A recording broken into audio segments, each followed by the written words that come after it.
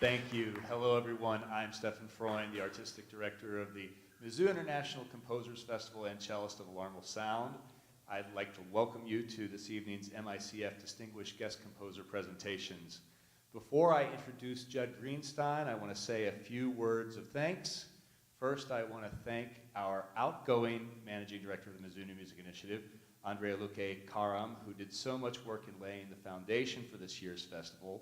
I also want to thank our interim Managing Director, Kirsten Wayner, and our incoming Managing Director, Tiffany Skidmore, for all their efforts in making sure this year's festival runs smoothly. Yes, it has been a year of transition, and I appreciate everyone's work in making sure we can still do our work this summer. And of course, I want to thank Gene and Rex Sinkfield and the Sinkfield Charitable Foundation. Without their generosity, none of this, including this wonderful venue we are in today, would be possible. Judd Greenstein is a composer and advocate for the independent new music community in the US and around the world. His works for standout groups such as Roomful of Teeth, Now Ensemble, and Y Music have reached global audiences and received widespread critical acclaim.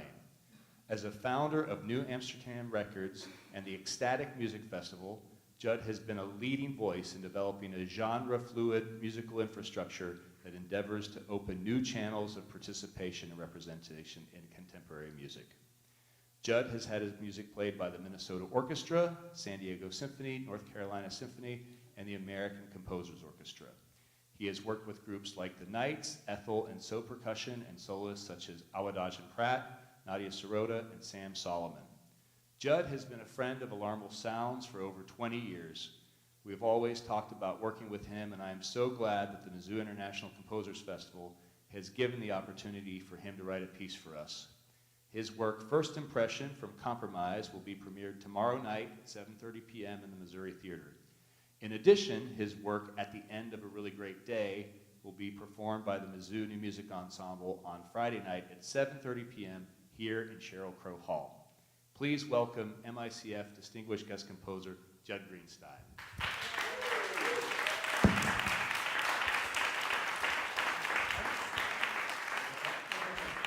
Is it okay if I just use this mic?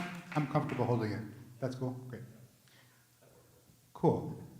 Well, thank you, everyone. It's nice to see you all. Not in Shakespeare's, those of you who are there. So I'm going to talk a little bit just about how my career kind of got going in a specific direction. And then I'm just going to show you some of the projects that have evolved over the course of that career.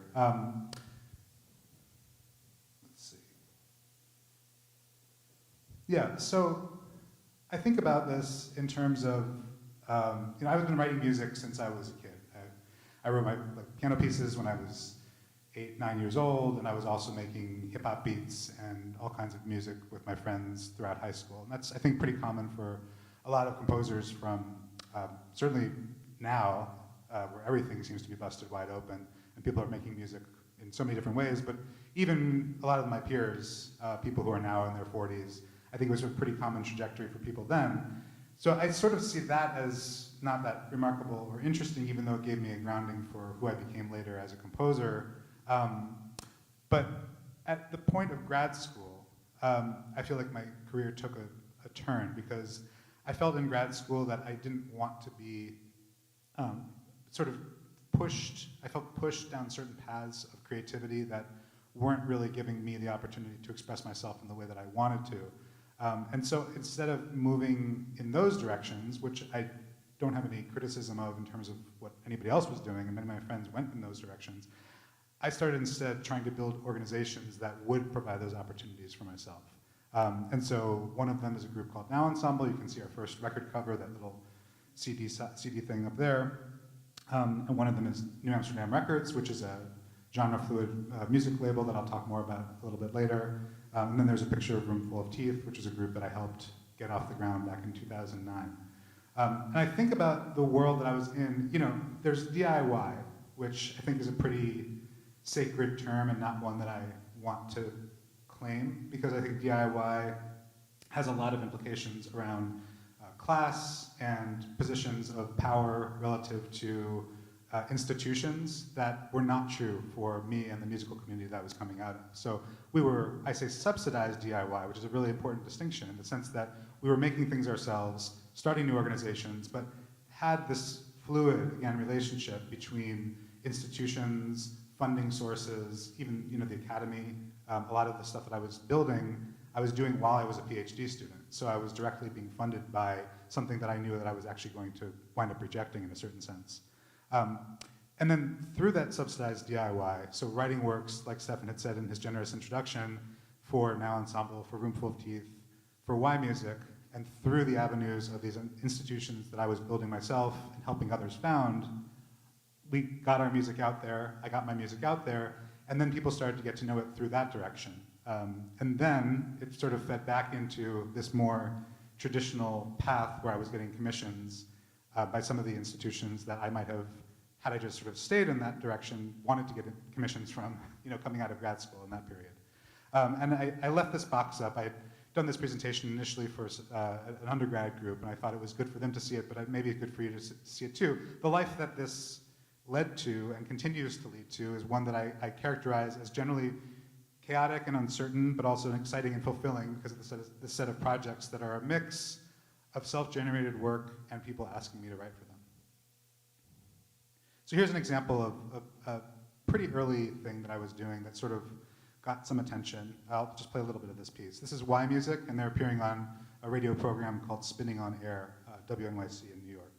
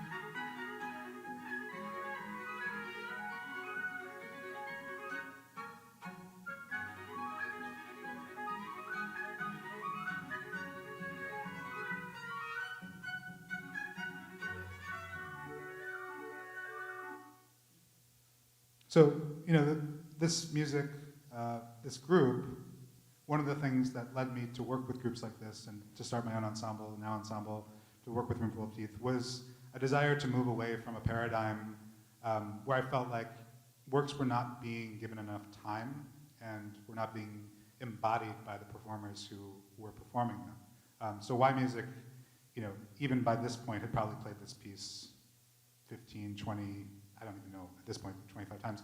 Now, over the course of the last 15, 20 years, whatever it's been, they probably played it in different formations hundreds of times. And that just creates a different relationship. A really, some of you have had this sort of relationship. It's just a completely different experience than the idea of repertoire work where you're sort of getting these little atomized performances of your music that never fully represent what your aspirations are. And that was not something that I really wanted from my music to begin with.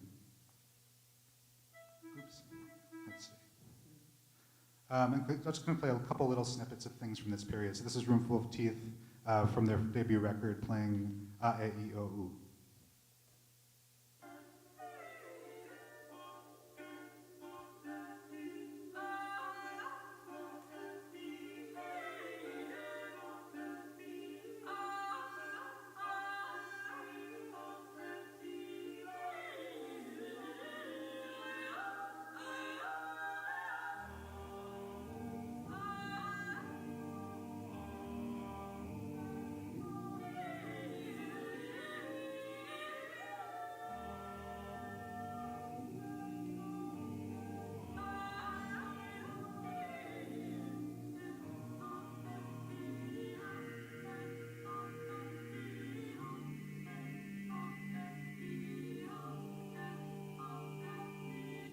we'll hear a little bit more of Roomful of Teeth later.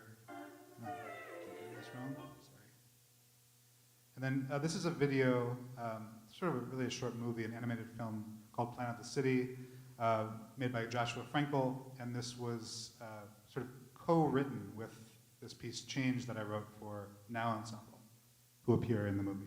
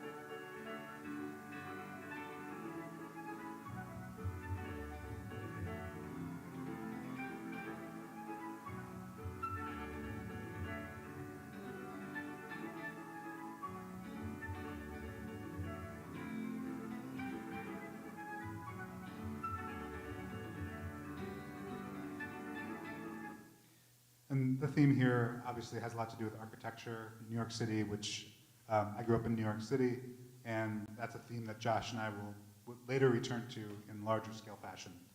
Treat that as a cliffhanger. We'll get there. I will not currently remember that. And this is just a little overview of a couple of the organizational stuff that I was doing. So this is just a sort of random snapshot from some records we put out at New Amsterdam Records in 24, 23, and then a few pictures from the Ecstatic Music Festival, which was a really important thing for me. It came and went over 13 years. That was a curation position I had in New York City that really focused on special projects that were collaborations between artists from different musical communities. So on the top, you have Anonymous 4, one of their last concerts with John Darnielle, known as the Mountain Goats. They collaborated together. I actually don't know what that middle picture is. I chose something I can't actually tell who that is. It's a very strange choice. And the bottom is Irreversible Entanglements with Amina Claudine Myers and Nicole Mitchell. Just a couple of shows that meant a lot to me. Yeah, and so, like I said, this sort of weird feedback thing happened where I was sort of doing this organization building, and then the classical music world started being interested in what I was doing, what some other people were doing. And so I started having some opportunities, though I have to say, relative to some of my friends from that time, they were always a little bit weird. They were always a little bit on the outside. Like, this was a crazy project that I had called Acadia, which was this huge commission, wound up being a 45-minute piece for the special series on Minnesota orchestras inside the classics series, where they dissect one major work. So they'll do, Beethoven Symphony or something. And this was the first time they did a new piece that was micro-commissioned by members of the Minnesota community. And it was an incredible experience, but, because it wasn't part of the main thrust of their season, it wound up being sort of marginalized. And even though it got great reviews from the local papers, this piece has never been played by any other orchestras since that period. And that's an unfortunate recurring theme. As somebody who has, and I'm happy to talk about this more here or elsewhere, I think one of the mistakes that I've made is sort of a lack of building in follow-through for some of the things that I've done, such that they sort of sometimes come and go, but they still wind up being really wonderful, meaningful experiences. So here's a little piece of Acadia.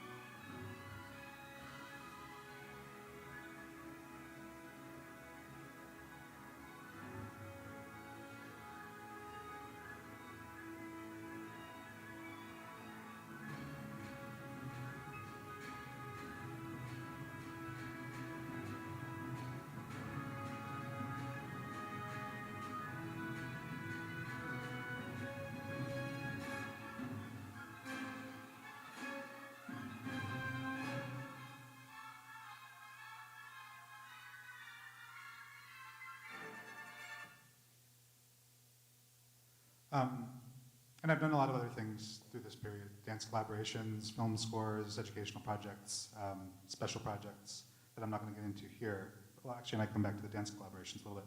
But I wanted to get to my opera. Now the foreshadowing has been fulfilled.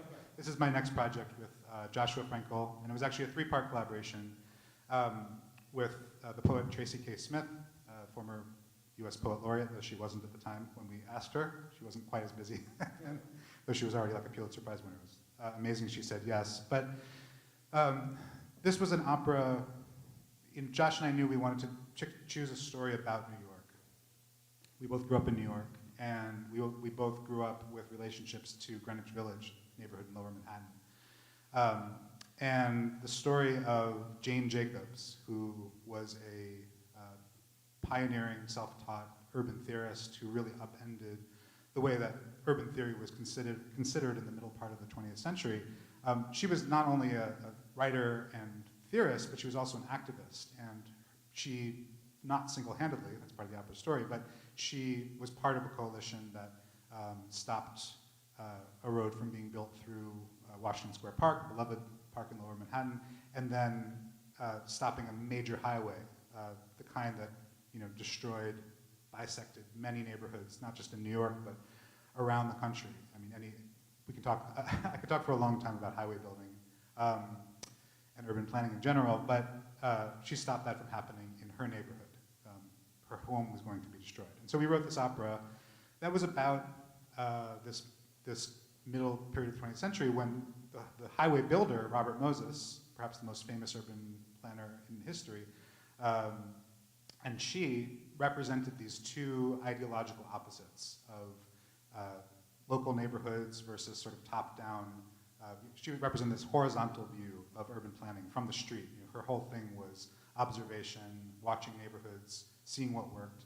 Robert Moses' thing was visioning these grand, destructive ideas that would then create the utopia that he imagined, literally flying overhead. And so it's a rare case where you actually have these two theoretical concepts of urban planning, or really anything, that actually meet in confrontation on the streets. Literally, she was out protesting with many other people against these things, representing her ideology against the ideology of the person who was trying to destroy her neighborhood. And so that felt to us like a really wonderful story to tell for a variety of reasons. One, because it gave Josh the opportunity to animate New York, animate protest. It gave us the opportunity with Tracy to consider the lives of the people who were affected by this, who were building this coalition, to try to use opera as an empathetic tool to understand their motivations and desires, also to get behind the hood of our understanding of Robert Moses. It wasn't a sort of Darth Vader imagination of him as this pure evil creature. He was actually somebody who felt that he cared about the city and wanted to make it better, and in many cases, in certain cases at least, did. He was blinded by classism and racism and many other problems, but he was attempting to do good, and I don't think you can fully understand the history of New York, or frankly the history of most conflicts, without trying to at least be empathetic to an extent to people that you later see as sort of antagonistic figures. And so we built this project together. It took about 10 years before it finally reached the stage. It was delayed numerous times by COVID. And when I say built together, I mean Tracy and Josh and I came up with the story. We investigated the characters. We did a lot of reading. We considered how animation, poetic, libretto, and music could all tell the story in different ways. And it became this kind of, I think of it as a triple helix, where the stories were bound up together in their creation and their telling. The set for the opera, as you'll see in the clips that I show in a minute, were developed. We actually had them built. They contain LED screens within them, and the characters in the opera can move these blocks around the stage. So they're literally constructing and deconstructing the environment of which they're a part. There's also rear projection. And the opera is amplified, which meant right from the bat that, especially in 2012, when we were starting this project, opera companies would not touch it. They weren't interested in commissioning it. They weren't interested in being a part of it. And frankly, we weren't really interested in them for the most part either, because we didn't want to be, and this is another theme you've probably picked up on by now about me, we didn't want to be limited by the constraints of the institutions and their, we felt, very limited view of what opera could be. So I'm going to show you a couple things. Well, I just told you all this. I don't think we need to look at the website right now. So before we actually got to the full stage, I mean, we had a lot of time to build this, and we need to raise a lot of money, and yeah. So we did perform it in public space, which was really exciting. So in 2016, we went to the Fulton Transit Center, which was at the time brand new, in Lower Manhattan, and some of the animations you can't really see in this picture, but where that white band is a spot where normally they have things like advertisements for, you know, coffee shop or, I don't know, urban things, companies, whatever it might be. But we actually, we actually took those over and for these discrete periods of the day during rush hour when we had these live performances of opera singers with Now Ensemble, who was the orchestra for the opera, they were up in a balcony, you know, one of the levels of this multi-tiered transit center, and then Deshawn and a few other singers moved through the space and actually performed scenes from this opera live to a mix of people who read about it in the paper and came to see it, and people who were just trying to get through on their way back home or wherever else they were going. And it was, again, kind of chaotic, but wonderful and amazing. The meeting to get permission to use those LED screens was like something out of, you know, I don't even know what to reference. Like, every agency had to be present. It was like a mafia movie or something, but with like the subway director and the fire chief and all these guys from the Far Rockaways convening to let us use their precious LED screens.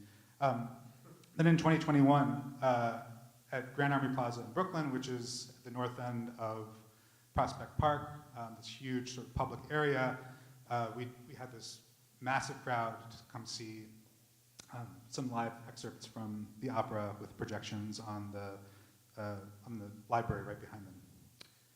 So I'm going to play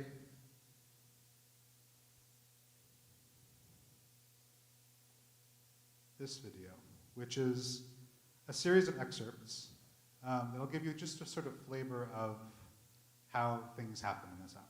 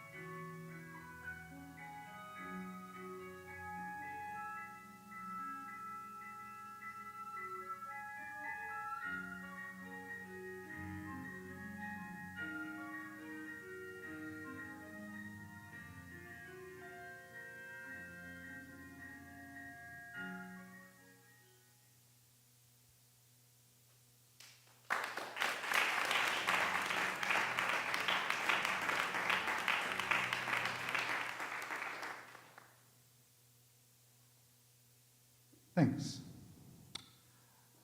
Let's see. How are we on time? I'm not sure what time I'm supposed to stop. It's 8:05 now. I'm looking out there. 8:25. Okay. I'll leave a little time for questions.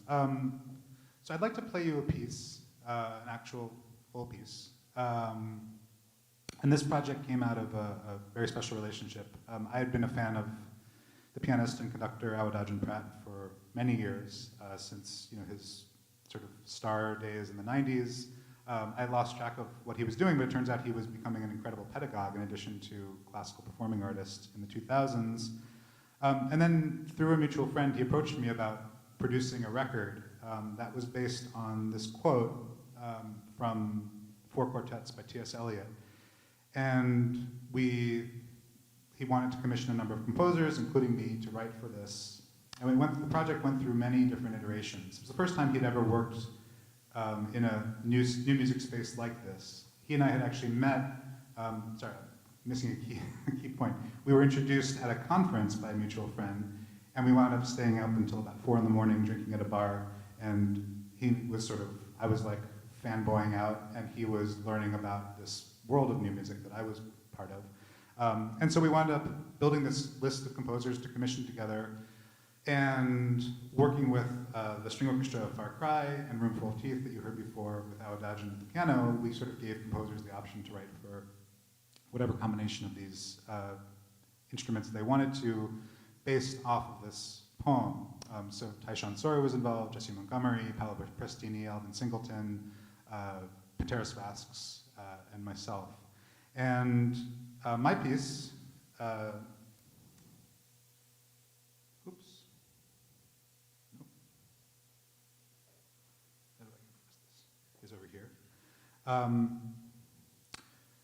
I thought about giving you a score, but I'm not really a score person. I'm happy to send it to you later if you're interested, and you don't have to pretend to be. But I'd rather you just listen to it. This is a recording. We spent a lot of energy figuring out how to record this music, especially the pieces that were written for all three musical entities together. And making it work was sort of this crazy task. I've made a lot of records, and none of them have been quite like this. Just because you have this 8-person ensemble, vocalists, you have the string orchestra, you have Awadagin, it has to happen together, but also you need to have mixing control. So this piece is about 12 minutes long, and it's for all those things together. And I'm not going to say more about it than that right now. This is called Still Point.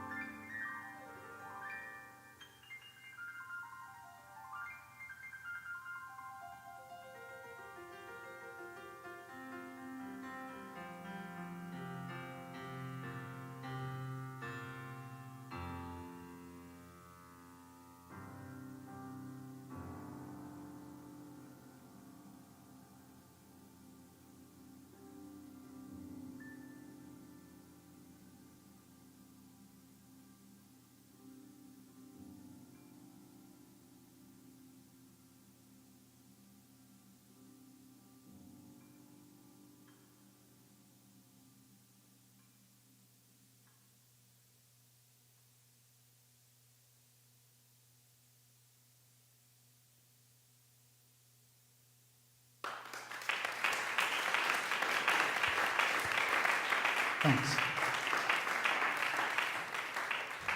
I think I have 4 minutes for questions.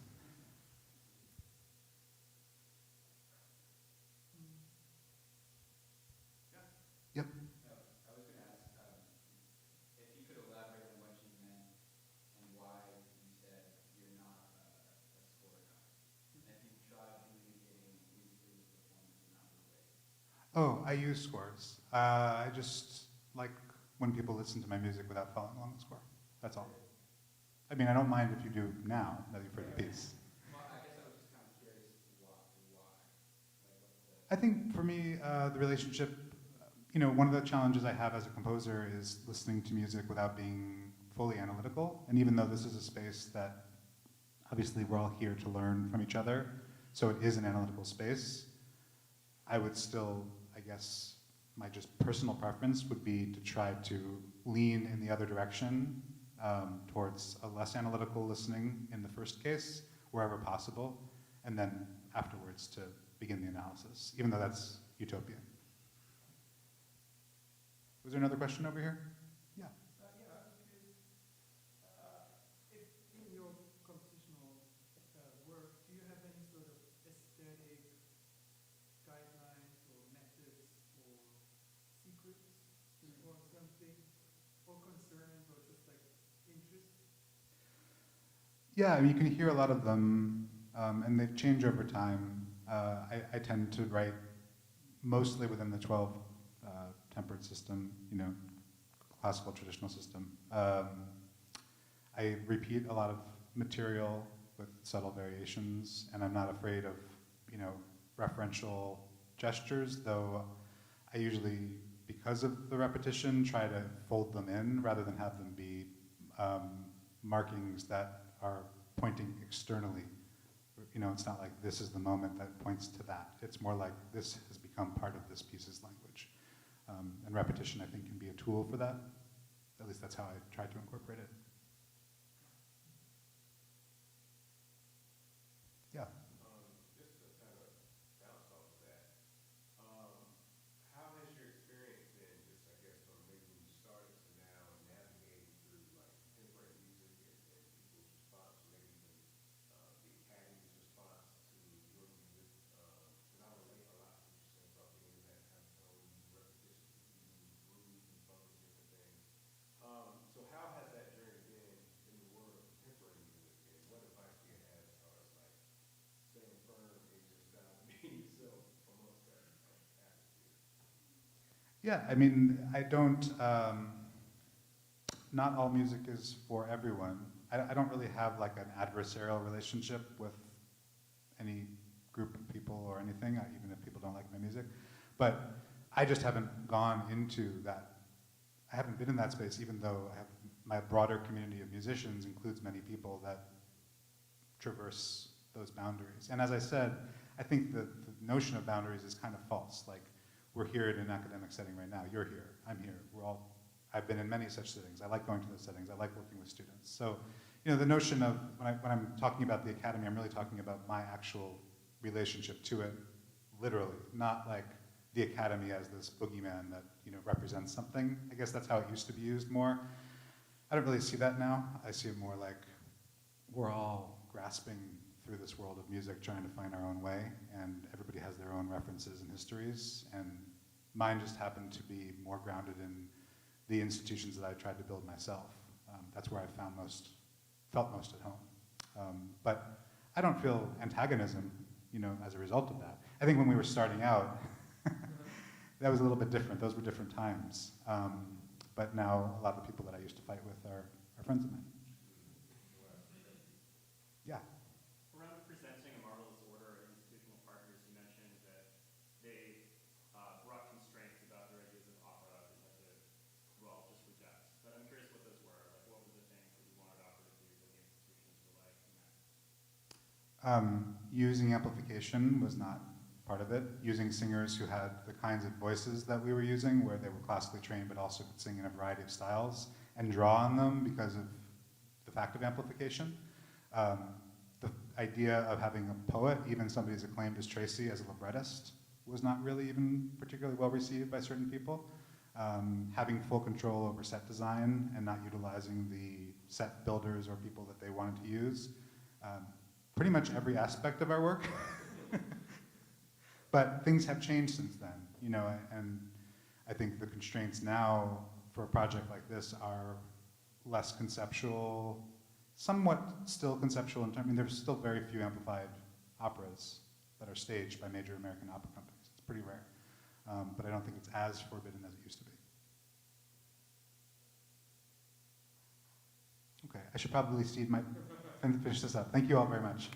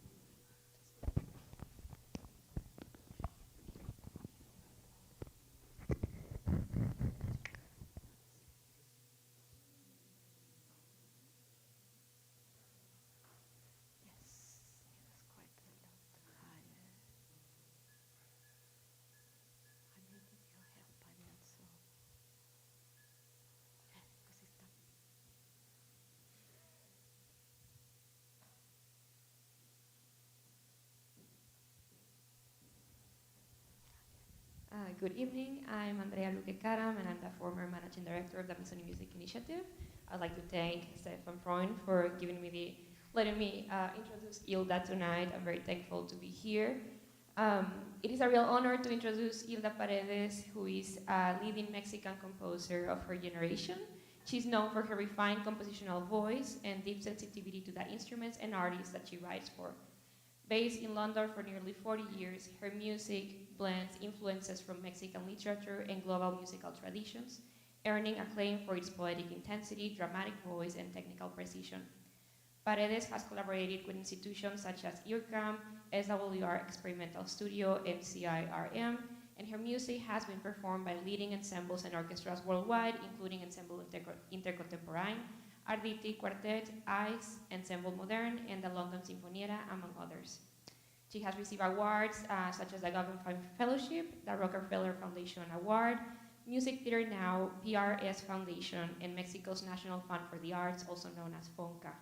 She remains deeply engaged in Mexico's musical life as a composer, educator, and led a new music radio program.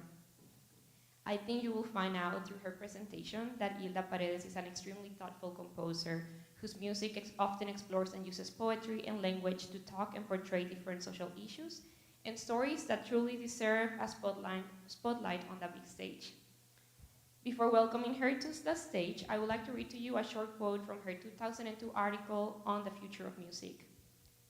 The history of our past century has taught us that a large proportion of composers have always been ahead of their time, and most of them have not been understood because of a common fear of the unknown, a fear of losing certainties acquired over the years.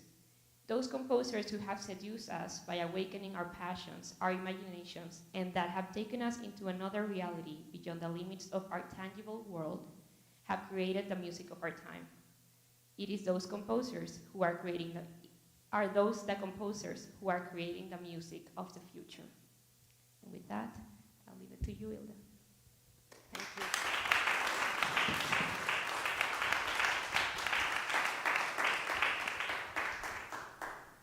Thank you, Andrea. Can you hear me okay?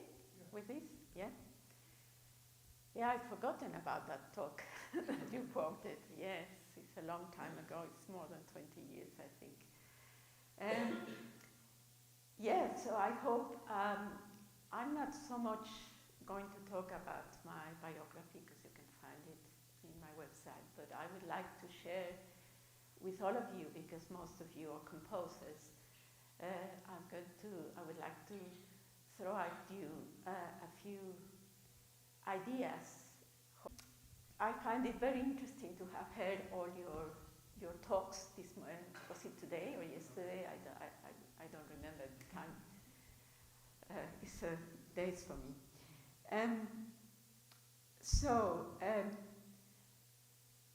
About what happens when some of you have shared the feeling when you're confronted of how you start a piece and what happens when you're in front of this blank paper. I want to share with you my first, I just scroll like that. Okay. Does anybody know what that is? It looks like a basketball hoop. Uh-huh.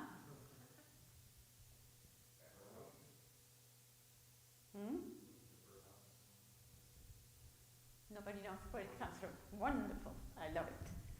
Okay. So it's just a scribble. It could have been drawn by a child, perhaps. Yeah? Just a scribble.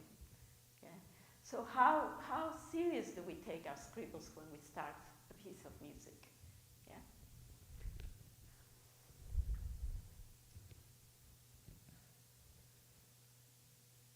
So this is a little quote by Cuban poet. Every work of art, before being a work of art, was a scribble, that is, a glimpse, a hesitation, a sketch. Moreover, every work of art, however finished it may seem, is still a scribble. Its indispensable fickleness or subjection to as many interpretations as admirers and detractors may gather, and the proverbial ineptitude of the artist to bridge the gap between his ideals and his achievements make it something definitely unfinished. So this raises a lot of issues we have been discussing in our lectures, in our individual tutorials, about when many of you say, well, I wrote this piece many years ago, yeah, but when is the piece really finished? When are we satisfied as artists? I think this is something quite dangerous, to be satisfied. Personally, once Lutoslavsky was talking, I met him many years ago, and he was talking about insatisfaction. And to all of us young composers, this was Lutoslavsky not satisfied with what he's achieving. That was something like unbelievable for us. And then I thought, of course, that's what makes you write the next piece, and that's what makes you continue to improve whatever you're doing. Yeah? And let's face it, as artists, we are all perfectionists, we are all idealists, even though perfection does not exist in this life. So, in order to finish a piece of music, we start with a scribble. So what do we need to continue? And this is what we need. We need tools, we need technical tools, we need technique. For players, the technique, well, you have to practice your scales, you have to practice your bowing, you have to practice all sorts of things. As composers, where do we get our technique? So I'm just going to share with you today a few of my tools that hopefully may inspire you as composers.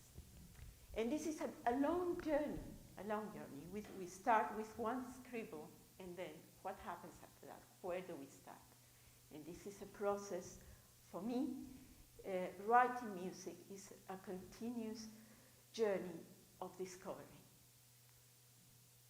Yes, we have to make decisions one of you was talking about making decisions and the pressure of always making decisions and feeling that the need to be in control. I have learned through the years to allow music to guide me through this journey, to try to trust the intelligence that music brings by itself. So yes, we make first decision, we make scribble that the ones like the one I just showed you. And then the process of discovery starts until we hopefully come to the end. So I will show you the end, what happened at the end of the journey of that scribble, something you all know.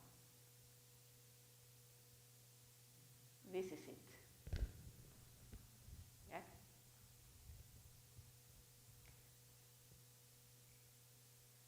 So in the early 80s, this painting lived in New York for many years, for 40 years, throughout the dictatorship in Spain.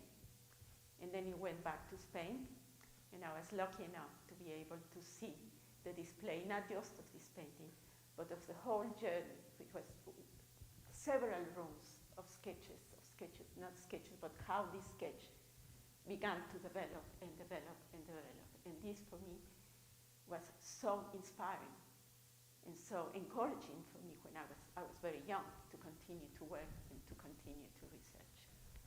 Well, this is just some food for thought for you. So I'll speak a little bit about me now. As Andrea said, I'm from Mexico. I left my country very young, and I went to London, where I still live now. And living in London, I had access to listen to these wonderful concepts of music, wonderful concepts of music from many different cultures which I was not familiar with. Gamelan music, Indian music, Japanese music. And when I first heard Indian music, this the experience of hearing live Indian music for me was something I had never experienced, particularly surrounded by a community of Indian people who were very familiar with the language. But what I spotted there was that there was patterns there. There was some logic that I couldn't understand. So this immediately triggered my curiosity, and a few years later, I began to learn mostly about Indian rhythm through Indian dance from the north. And I have found since that many of the rhythmic procedures that are used in Indian music can be applied in Western music. This doesn't mean that I attempt to recreate Indian music. Yeah, I would need another lifetime for that. So I'm going to share this tool, which is this example with you, which is completely alien perhaps to what Western music, the Western music that I was learning in college at the time.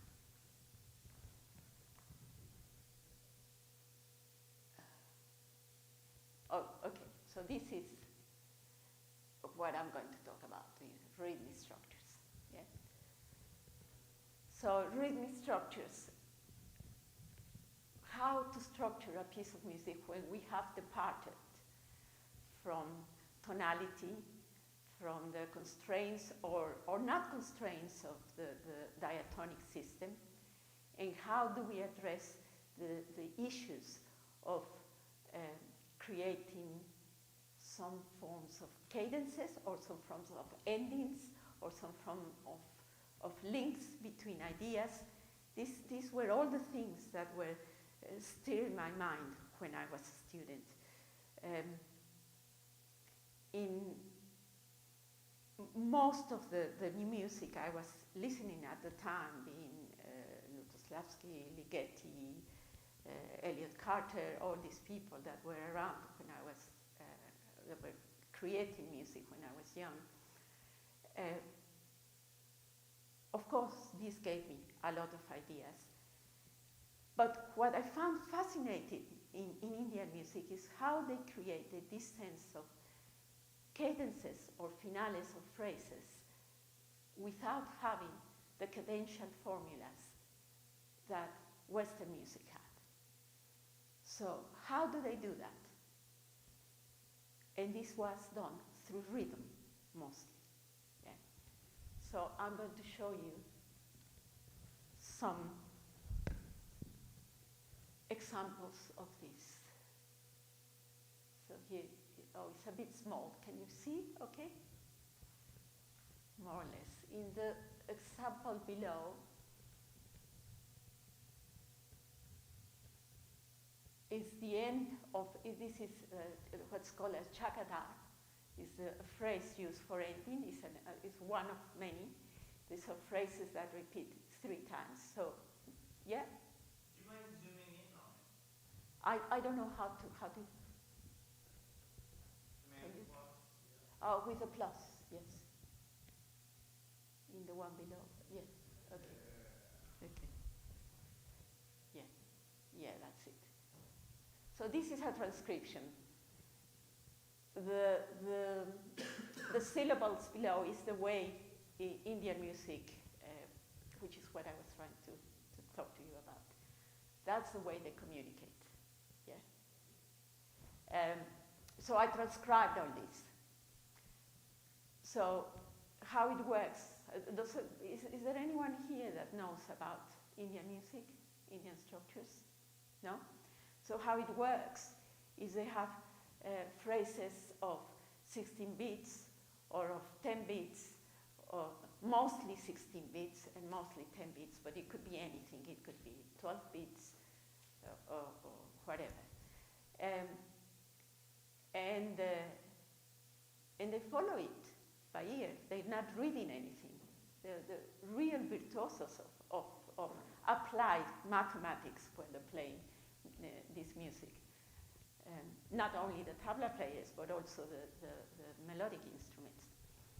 So what happens is they create a phrase that repeats. In this example, where you see Tihai above, yeah? You see a 1, 2, 3, 4, 5 beat motif that repeats 3 times. And it's only when it gets to the end of the 3rd repetition that we fall on the 1st beat of the next cycle. So rhythmic cycles. So this gave me a lot of food for thought. And also the fact that we have instruments that are more agile than the instruments that Indian musicians have, because we have the possibilities of chromaticism. Yeah? So I took this a lot further, and I have taken it further and further and further away in my music. So I'm going to show you now an example of, now we have to zoom back the other way. Yes, so I can, even less. This is an example of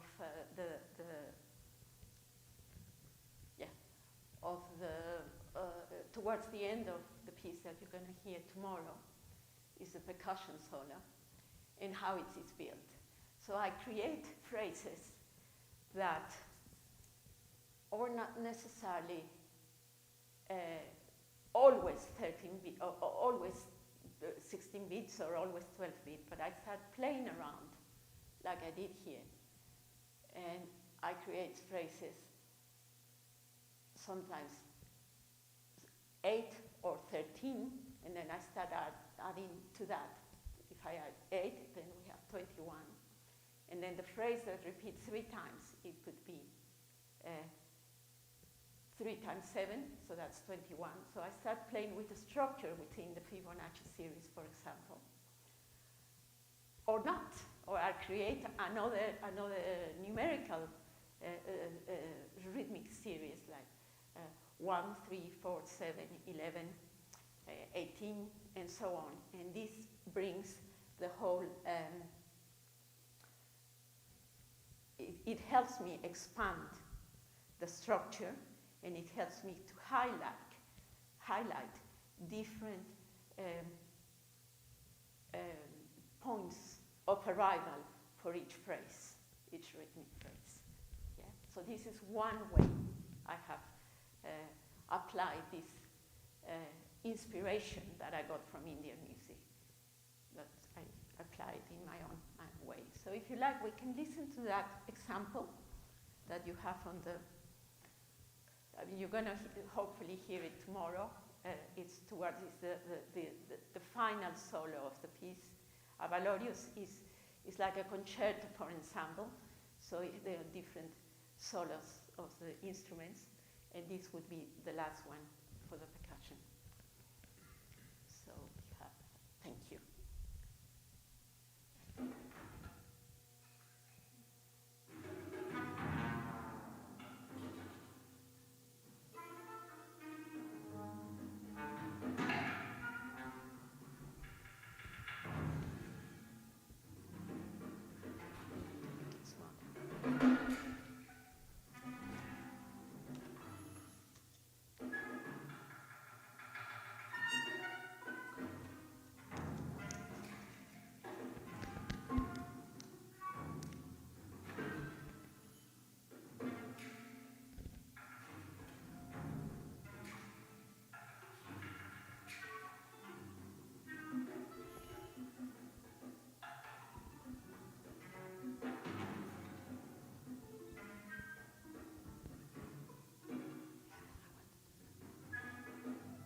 No, not.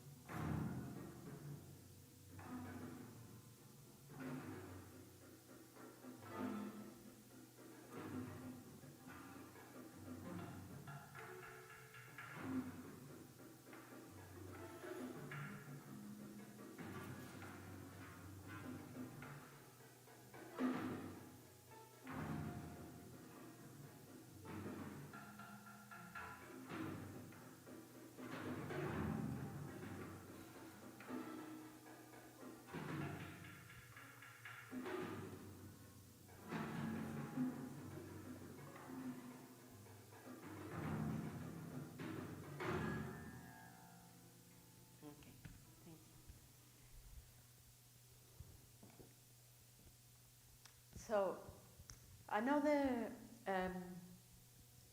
phrase from Indian music that gave me a lot of food for thought was, I'm going to sing it, try to sing it for you. It's a phrase used in Indian dance, is to show the virtuosity of the dancer as well as the tabla player, and it goes like this. Tat tat tat tat tat tick tick tick tick tat tat tat tat tat tick tick tick tat tat tat tat tick tick tick tat tat tat tat tick tick tick tat tat tat tick tick tick tat tat tat tick tick tick tat tat tick tick tick tat tat tick tick tick tat tick tick tick tat tick tick tick tat tick tick tick tat tick tick tick tat tick tick tick, and then I can't do it anymore. So what is happening in this phrase is that one idea is getting shorter, and at the end another idea takes over. Yeah. So this gave me a lot of food for thought for things that I could expand and explore. So I have found a way to create the dramatic the development of the music by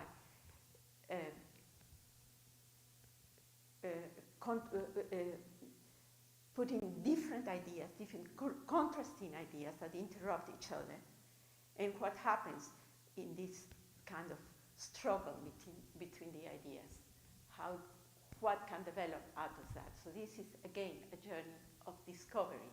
Yeah, for me it's important. The act of composing for me needs to be something that is continuously a process of discovery. So I'm going to show you now an example of the end of another piece that you're going to hear on Friday. This is Homenaje a Remedios Varo, which is built, the ending of this piece is built of different ideas, which you find in the next example.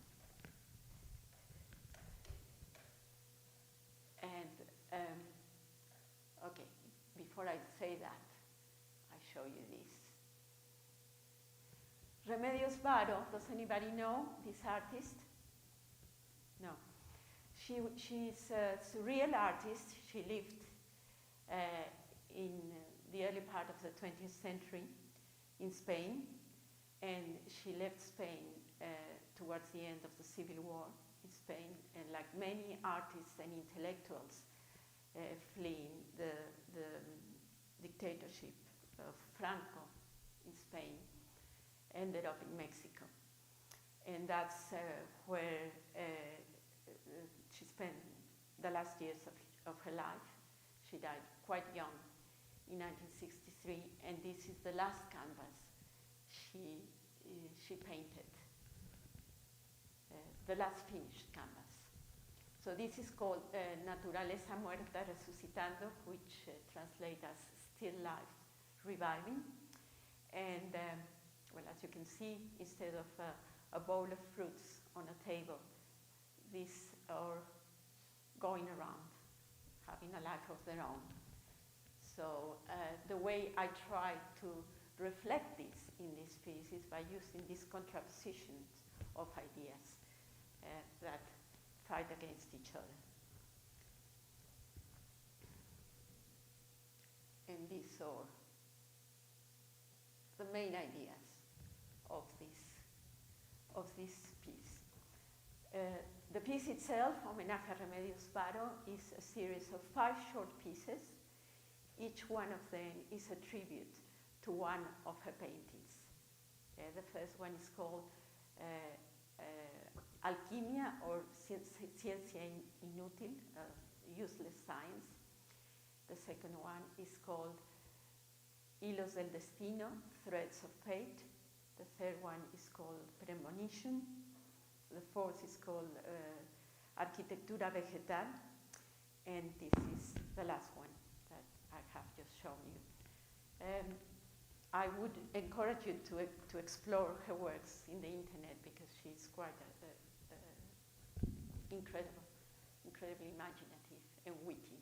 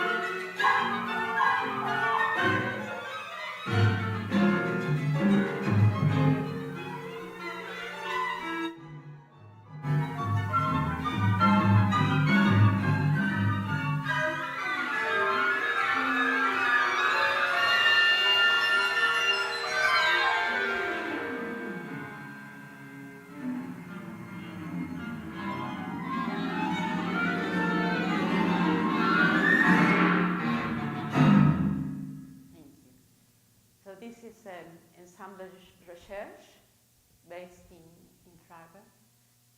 Pretty amazing. They work without conductor. So incredible. Yeah. So this is one way for me to think about creating development of the musical dramaturgy. Yeah. I'm going to talk now about the process of transformation, transforming one idea into another idea. This is another way for me to be able to continue discovering in my creative process.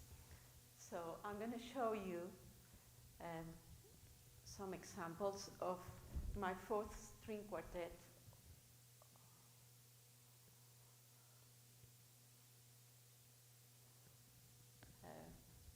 Or my third and a half string quartet. I did two versions of this piece. I had to do, it was written for the 40th anniversary of the Aditi Quartet, so I did one version for one concert, and I had to do a shorter version because there were just too many composers that were writing tributes for them. So this is, I'm gonna play you the whole piece of this. It's the shorter version. So in the first example I showed you rhythmic structures that go as a whole in the whole ensemble. I have found also ways of doing this in a counterpoint with different instruments doing phrases of different lengths and superimposing them, and what happens when they all coincide. So in this example, we have patterns on each instrument of different lengths, of different rhythmic lengths, which can create different pulses if we were going to measure it in pulses. So in the cello part, there are subdivisions with quintuplets. So we have 13 quintuplet motif, followed by an 8 quintuplet rest, and followed by another 8 quintuplet, yeah, and so on. In the second one, we have in the viola, we have the triplet. No, sorry, Hammond. It's 6. Yeah, six notes. In.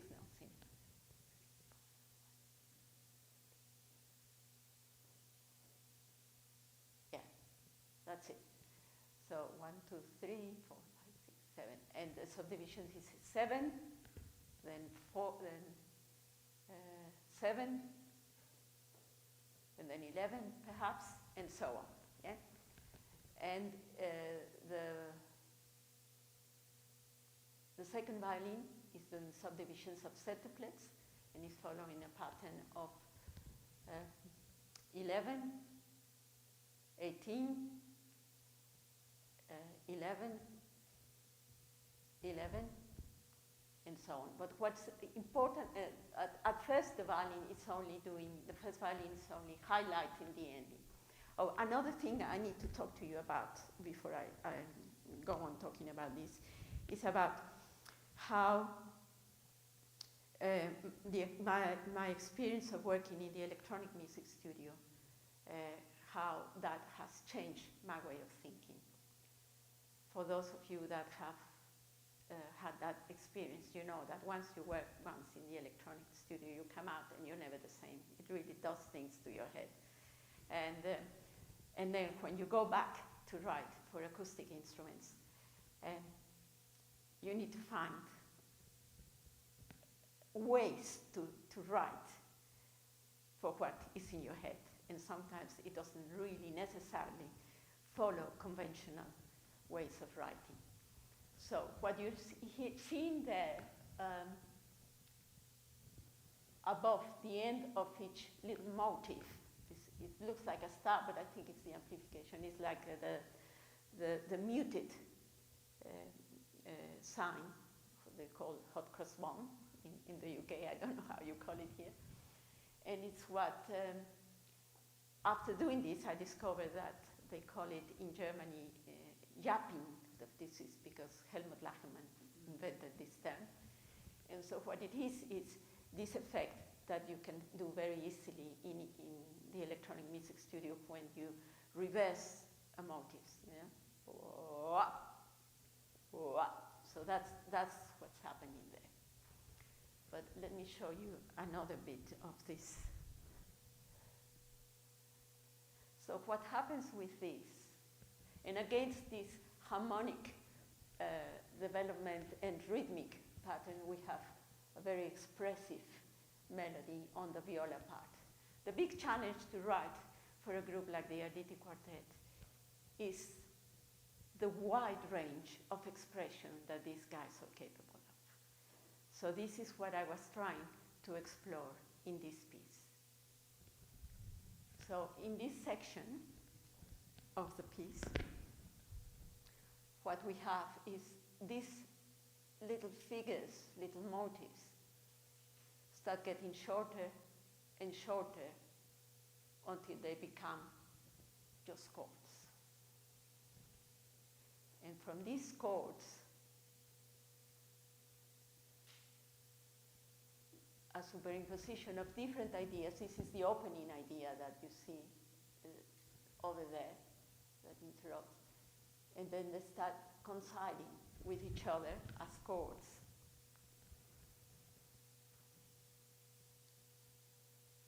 And so on. This is again a contraposition of ideas. The chords with the more florid writing, and how this starts becoming a rhythmic pattern. It gets transformed into a rhythmic pattern, louder and louder, more and more aggressive, so aggressive that the pitch is distorted, and we go into the noise world. And then I bring it back, yeah?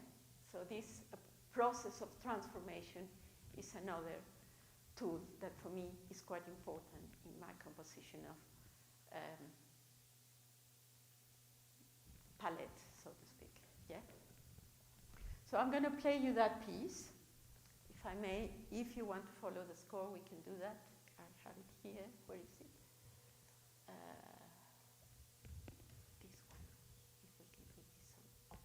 This one. Yes, thank you.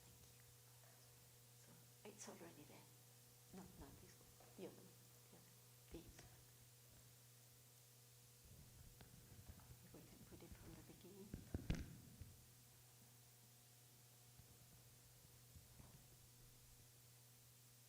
No, this is the other thing. This is the talk.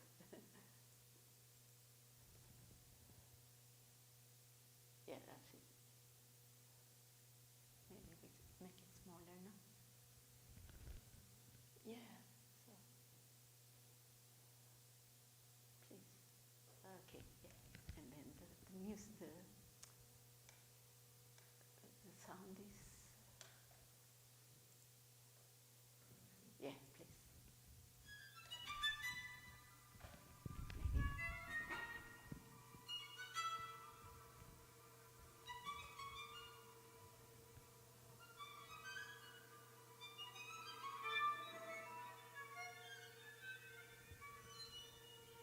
Okay.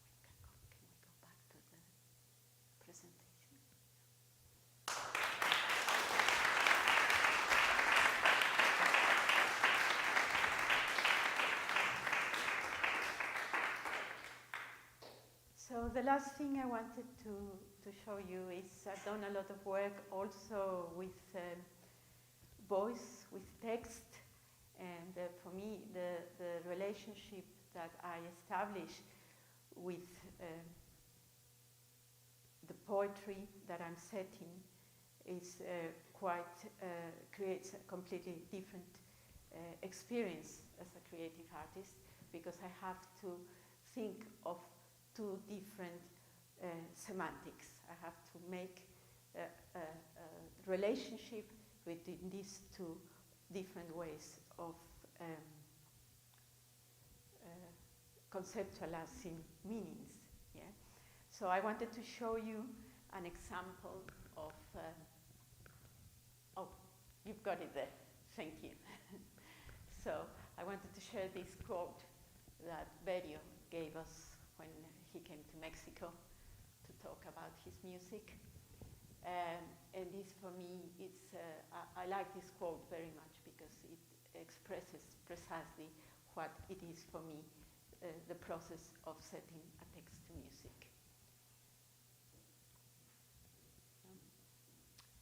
So I chose an excerpt to show you of a piece I wrote in 2011. Sorry, it's not moving.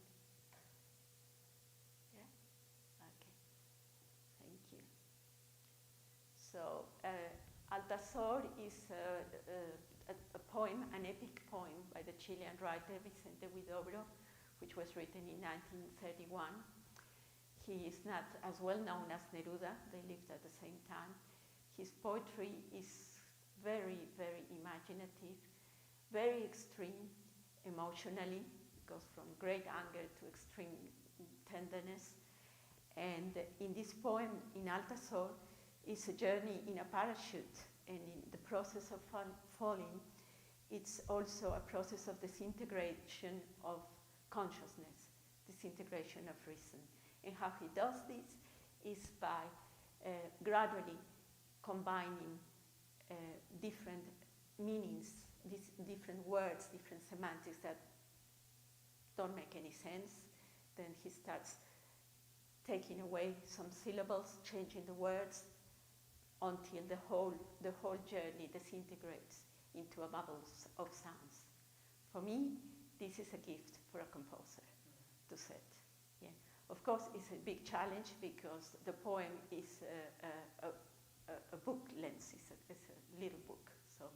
So I had to take some excerpts to be able to write. I wrote actually two pieces. The fragment I'm going to show you is a setting for baritone, ensemble, and electronics, which has both live and audio files.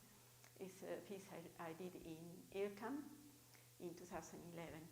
So I'm going to play you the ending, which shows the moment where the text begins disintegrating.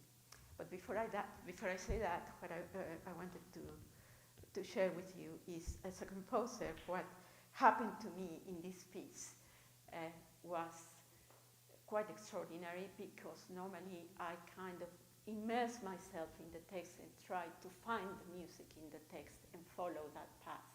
But on this occasion, as the text was disintegrating, the music began to take over that. Yeah. So I never experienced that before before I wrote this piece. So let me show you that. That's my last example. Can we bring up the other text?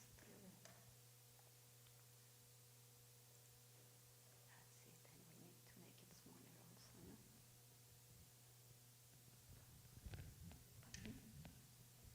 Yes, please, because it's a whole. We need to make it. Yeah, wonderful. Yeah.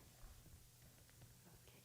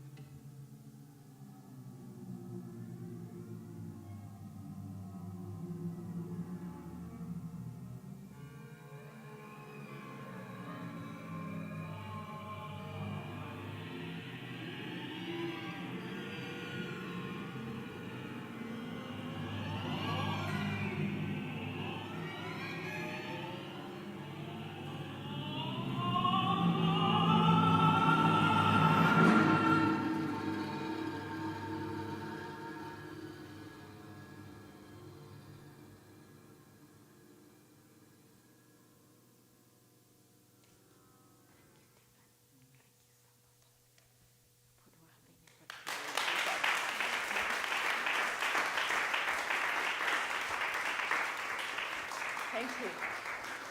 So we're short of time, so I just chose to share with you some examples of my work.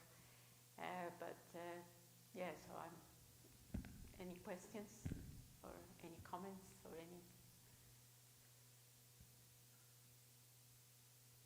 any objections? No, I love hearing about your work with and transformation of ideas and this grouping of ideas. How do you distinguish between a good idea and a bad idea? I don't think they're bad ideas. No, I think we are as composers. We are magicians. We are capable of turning something that's not so interesting into something good. I think it's like in life.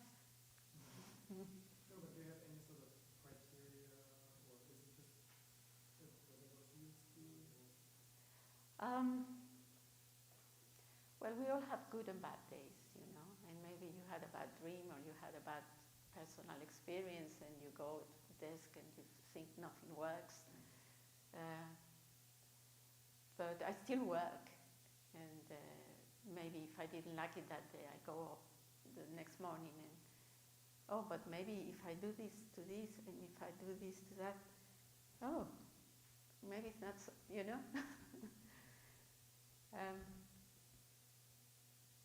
Yes, we have to work. Many hours, every day. Yeah. So I'm curious, after doing this job for a while, I think obviously, speaking for you, is there some sound or collection of sounds that you found yourself returning to frequently that are very attractive to you? Well, at my age, I have a lot of things up my sleeve, yeah. Yes, I have a very, the big challenge when you get older is to find new ones, yeah. So when I found a new one, I'm very happy, yeah. So, yeah. I'm interested in sort of following up on what you're speaking about, discovering sort of different conventional rhetoric in classical music, how they process this through rhythm rather than through harmonic procedure. There's sort of a connection in my mind here between what you were saying about that and what you were saying about how you chose to set the disintegration of the text at the end of this poem. And I'm curious if you could speak a bit more about your strategies for setting text or painting text, or how you think about writing the voice. You have to get inside, like Berio says. You have to get your hand in, you know, like music. You have to allow music to get inside the text and reveal to yourself what is possible there. Sometimes music is able to discover meanings that not even the poet thought. Yeah. Or maybe as a composer you can contradict with your music what is being said, and then something interesting can happen dramatically. That can happen in opera, yeah.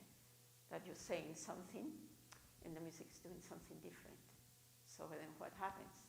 I didn't have time to show you examples of the work I've done in opera, but there's one scene, for example, everybody knows about Harriet Tubman here, no?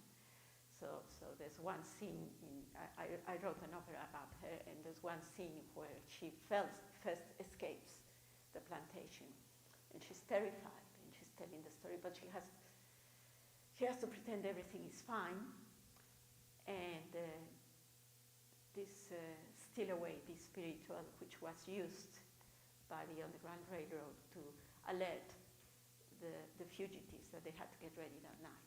So the spiritual starts singing, but the music is suddenly a pulse that's getting faster and faster, and on top of that, the melody that doesn't do anything. Yeah, so the music is doing the opposite. Yeah, but it's getting inside the psychology of the character. Yeah, just one example. Yeah, you know. Yeah. Yeah. And also, if you like in this example I play, you know, the distortion of language. For me, it's very important the phonetics of any given language I choose. Yeah. So in the moment, the solo with the cor anglais and the baritone, the nia, la montaña, nia, nia, yeah. So you can play with that. And it was Guillermo and Sorena, the baritone, who is the baritone of Neue Vokalsolisten, and they can do anything, these guys, you know. And so he was able to do also overtone singing, so you can very easily, you go to that. So yeah, so you just follow the path the music is laying out for you. Yeah. Yeah, can you talk about your approach to like storytelling in competitions? I really appreciate how there are like a lot of clear ideas that were happening at different moments. Maybe a time where there's a lot of glissando happening finish, a lot of going in another section where there's, you know, everybody maybe you know, exploring intense noise and pressure. And it's like, you know, kind of clear, you know, there's this clearly defined idea at a time. So can you speak to more on how you communicate that throughout your work and communicate storytelling? I think you're referring particularly to the string quartet, perhaps. Yeah, a little bit of this would be good. Yeah. So, storytelling is interesting. Yeah, for me, often in my chamber music, even though there's no text or no story, there is a thought. I think of instruments often as characters of any given play. Yeah. And if I know the players, that's great, because that is inspirational to me, you know. So I can create a dialogue or a discourse or an argument between them or whatever, yeah. Depends on the piece. Yeah. Like in the piece you're going to hear tomorrow with Alam will sound is like different solos, you know, so there's different sections where one instrument is more prominent. The relationship that gets established with the rest of the ensemble, what happens. Yeah, so that's one way. Another way is what I showed you with the Homenaje a Remedios Varo, the contraposition of ideas, how they can establish conflict, perhaps, which one will prevail. Yeah, so you can do it with more than two. If it depends on the material. Those are some examples. Yeah. And very important, the pacing of how long the situation lasts. Yeah? And that's where my structural thinking comes into play. So one of the tools for those structures is what I showed you at the beginning, the rhythmic cycles. But it's not all the time in my music. It's just one of many. Yeah. Okay.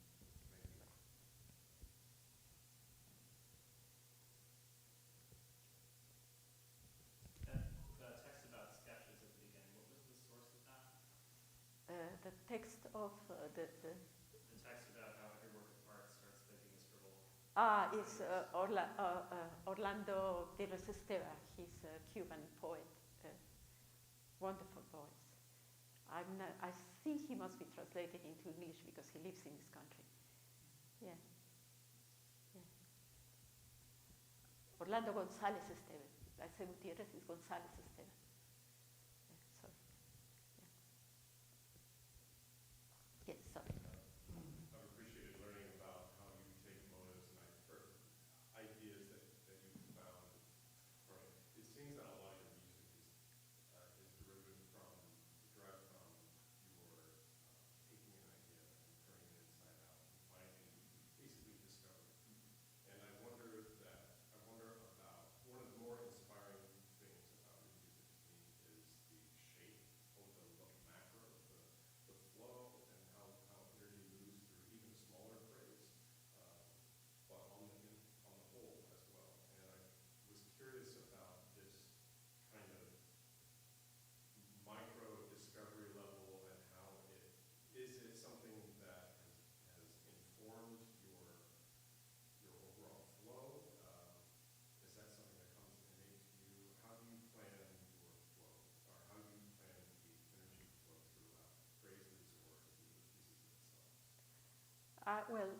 Form, structure is something that has worried me for many years, ever since I started writing music.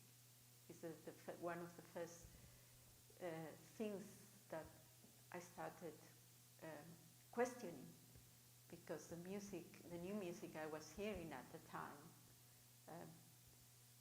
in Mexico there was not really a lot of new music. There was suddenly in the 70s, John Cage turned up, and then Luigi Nono turned up, and then Xenakis, and then this did things to my head also, you know. So I started thinking, but how is this working? And one thing that I was often not convinced was precisely that, the shape, the form. So I started thinking a lot about that. So one of the tools is these large rhythmic structures that, like the first example I showed you, that in the piece that you're playing, in the end of the piece is built up. But then within that, there's other different ways of applying this kind of different layers of different rhythms, of different phrases of different lengths, and how they overlap. And the moments of coincidence are also important. Sometimes that I highlight that harmonically. In all other pieces of mine, it's a bit more obvious. Sometimes I use a 10-note chord that becomes important. It becomes like my own tonic of, you know. I play around with a lot of melodic motifs that I turn around in the classical way.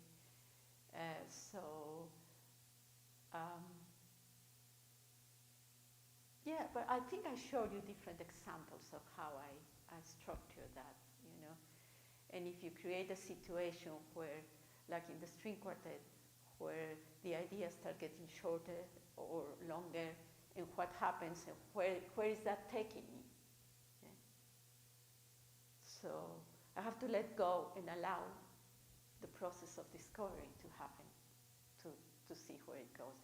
Sometimes I finish a piece and I realize this is too long, this section is too long, or I need more here. So after the premiere, that happens, you know, often. So I go back and I immediately revise if I need to revise. Yeah.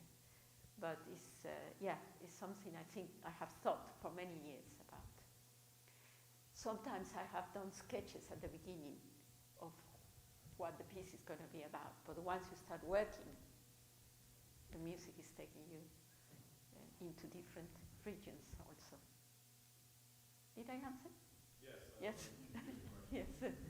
Yes.